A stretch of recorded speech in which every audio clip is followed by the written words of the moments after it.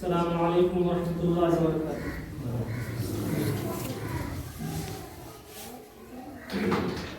واشرح لي صدري ويسر لي امري واحلل عقدة من لساني يفقهوا قولي.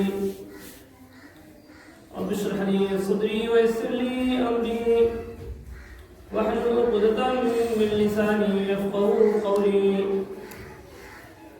رب اشرح لي صدري ويسر لي امري واحلل عقدة من لساني يفقهوا قولي. نحمده ونصلي على رسوله الكريم. أما بعد فأعوذ بالله من الشيطان الرجيم. بسم الله الرحمن الرحيم.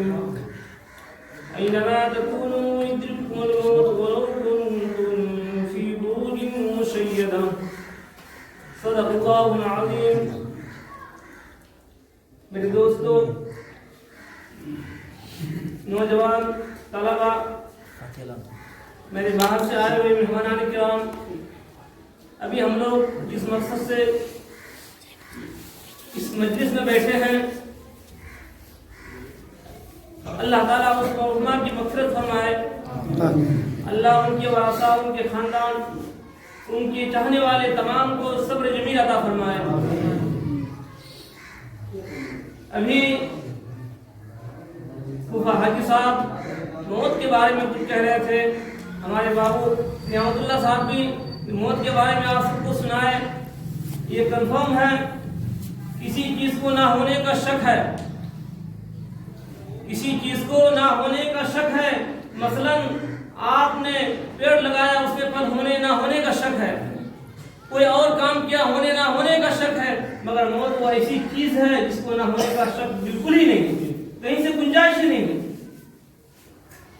یہ بھی شرط ہے، جہاں آپ کی موت رہے گی آپ کو وہیں چل کے جانا ہے.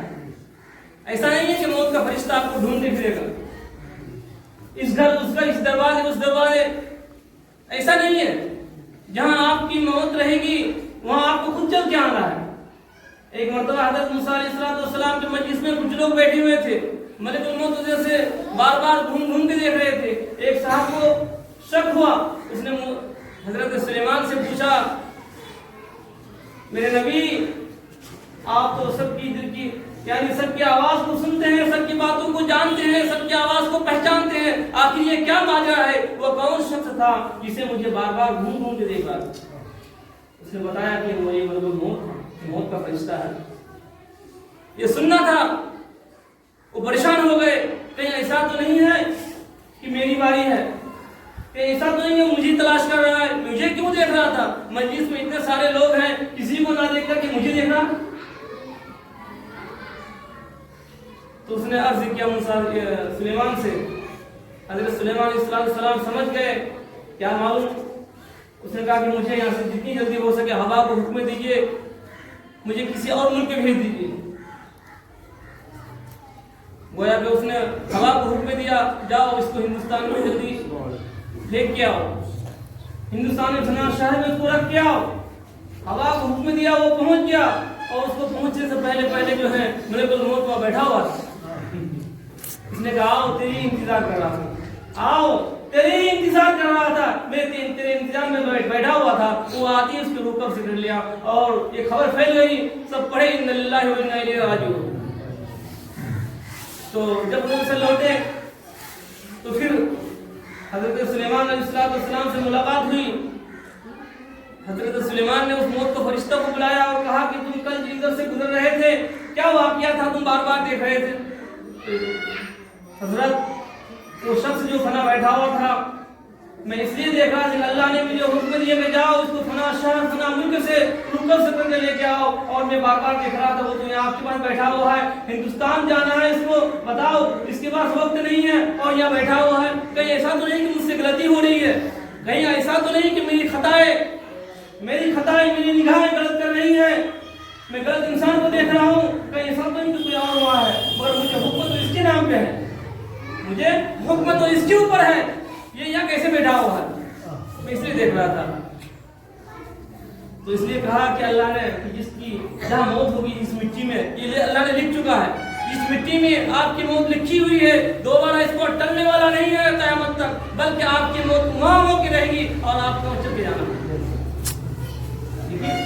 सुलेमान को हुक्म हुआ जाओ हवा को, हवा ने भी पहुंचाया।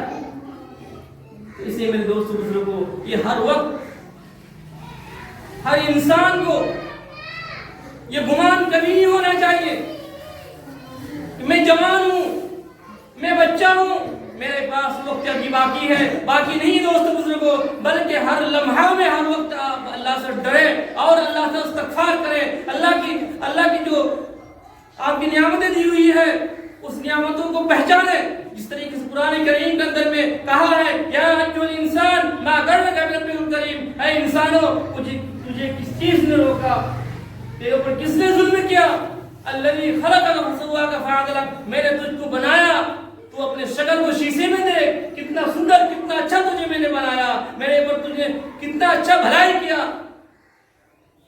मैं तुझे इतना अच्छा बना के भला यह हो सकता है तुझको तेरे ऊपर जुल्म करूं, तुझको तकलीफ दूं। अगर तुझको तकलीफ हो रही है वहां तेरी भलाई और फायदा है, तुझे कोई नुकसान हो रहा है तो तेरी भलाई और फायदा है।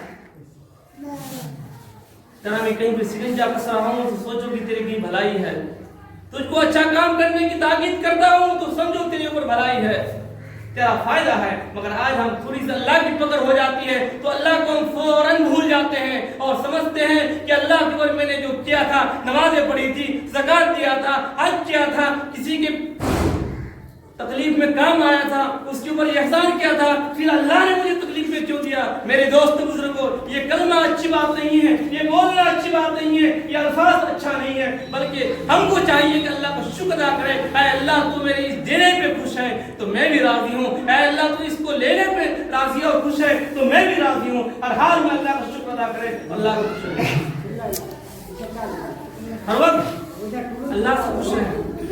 और हम नमाज अदा करें ना तो ये सोच के अदा करें कि अल्लाह मेरी नमाज ये आखिरी है, क्या मालूम असर की नमाज मुझे नसीब हो या ना हो, किसी को नहीं पता। आज किसी को नहीं मालूम कि मेरा कफन का कपड़ा मार्केट में आ चुका है, किसी को पता नहीं है। यहाँ कितने लोग बैठे हैं, क्या मालूम हम सबू का कपड़ा मिल पे बन चुका होगा या दुकान पे आ चुकी होगी, मालूम है किसी को? मेरा कफन का कपड़ा दुकान पे पहुंच चुका होगा, किसी को नहीं मालूम है। दुकानदार के पास मौजूद है मेरे नाम का कफन का कपड़ा, किसी को मालूम नहीं। मेरे दोस्तों बुजुर्गों, ये हमारी बहन हुस्न खातून को पता नहीं था, एक दिन पहले अच्छी से सलामत बात कर रही थी, आज देखिए हम सब के अंदर से, हम सब के सामने से वो गायब नहीं है, अल्लाह की प्यारी हो गई। इसलिए किसी को नहीं मालूम है कि मेरा कफन का कपड़ा तैयार है। मेरे दोस्तों, हर वक्त ये सोचें कि अल्लाह की पकड़ आएगी, मौत होना है, मौत से किसी को इनकार नहीं है, हर जानदार को मौत हो जाती है।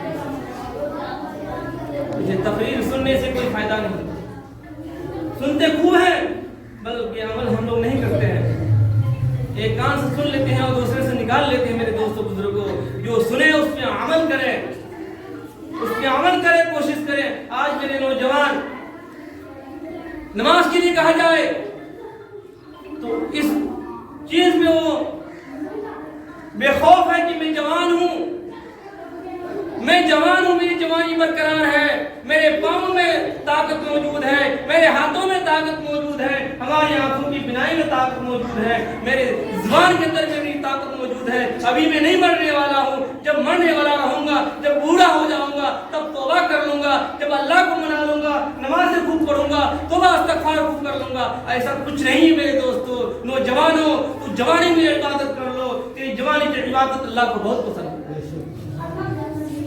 तेरी जवानी की इबादत अल्लाह को बहुत पसंद है, तेरे ऊपर जो है अल्लाह बहुत खुश होता है। हम सबको चाहिए कि वक्त रहते हुए अपने आप की कदर कर ले, अपने आप की हिफाजत कर ले। ये नमाज हमारे फायदे के लिए है, ये ज़कात हमारे फायदे के लिए है, ये हज हमारा फायदे के लिए है, ये रोज़ा हमारे फायदे के लिए है। अल्लाह ने जितनी चीज़ें मेरे ऊपर फर्ज किया है ये हम सब की भलाई और बेहतरी के लिए है। मेरे दोस्तों बुजुर्गों, वक्त बहुत ज़्यादा हो चुका है और ज़्यादा मैं बात नहीं कहूँगा। इंशाअल्लाह आइंदा अगर कहीं मौका मिले तो फिर कहानी सुनने की बात करते